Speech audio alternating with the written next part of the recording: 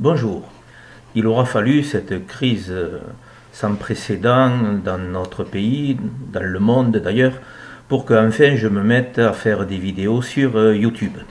Ainsi, je vais vous présenter pendant les quelques semaines de confinement pas mal de vidéos pour parler de ma passion, la vigne, le vin, et en tant que professeur au lycée Bonneterre à Pézenas dans l'Hérault, je vais donc pour mes élèves faire quelques petites vidéos pour illustrer mes cours, plutôt que uniquement de lire des livres, de regarder donc des documents techniques.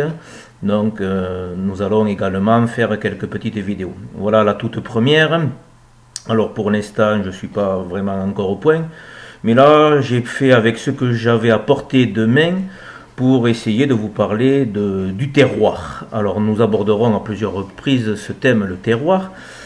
Tout d'abord, quelques exemples avec des échantillons de terre que j'ai pu récupérer de mes diverses sorties pédagogiques avec mes élèves, pour vous dire que le terroir c'est une notion très complexe, mais qui, pour faire simple, peut se résumer en deux mots: l'association d'un sol, d'un relief et d'un climat.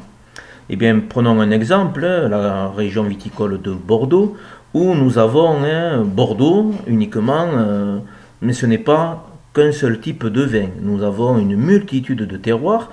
Regardez par exemple sur ces échantillons, voilà ici, vous avez un petit peu de terre pris au château Margaux, et donc on devine des agrégats ici, car la proportion d'argile est assez conséquente, alors que quelques kilomètres à côté, nous avons ici un sol dans la région des Graves, où on voit que la couleur est complètement différente, et ainsi que la texture, où là nous avons des choses un peu plus sableuses.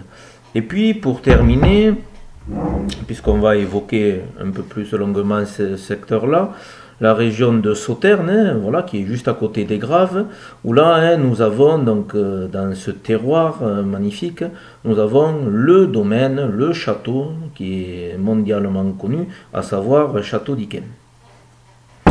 Eh bien, pourquoi parler de Château d'Yquem aujourd'hui? Parce que à deux reprises, j'ai eu la chance de visiter ce fabuleux cru exceptionnel. Tout d'abord en visite de stage dans les environs et avec ma collègue. Nous avons pu faire des visites de stage dans le Médoc, dans les Graves, et bien sûr nous nous sommes arrêtés avec Marie Fuster, prof d'histoire-géographie, pour voir ce magnifique domaine, donc Château d'Yquem.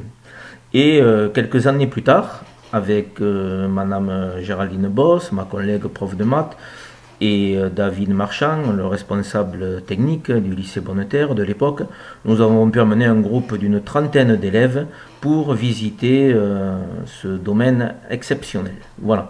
Et déguster d'ailleurs un Château d'Yquem 2010. À ce propos, nous connaissons surtout Château d'Yquem avec ce type de vin-là. Voilà, donc là, il y a quelques années, avec Monsieur Christophe Archer, le CPE du lycée Bonneterre, et puis d'autres amis, Monsieur Carrère et sa famille, par exemple, Monsieur Foulquier, un ancien élève du lycée Bonneterre, ainsi que Monsieur Collin, qui a sa petite fille sur le lycée Bonneterre, nous avons pu déguster ce produit exceptionnel, à savoir un Château d'Yquem. Et justement, pour mes élèves, il y aura des questions, surtout pour les terminales, puisque nous allons aborder une des ultimes maladies que l'on doit étudier, à savoir le botrytis, Botrytis cinerea.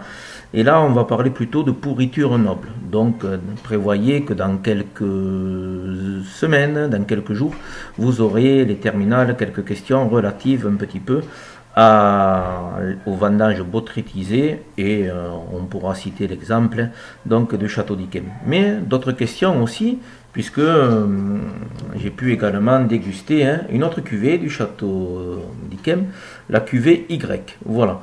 Et donc je vous poserai quelques questions pour vous demander Pourquoi cette cuvée? Comment est-elle obtenue? Quels sont d'ailleurs les cépages d'Yquem ou de l'appellation Sauterne? Voilà tout un tas de remarques que nous pourrons aborder dans les jours à venir. Portez-vous bien, restez à la maison et faites attention à vous, c'est le principal en ce moment.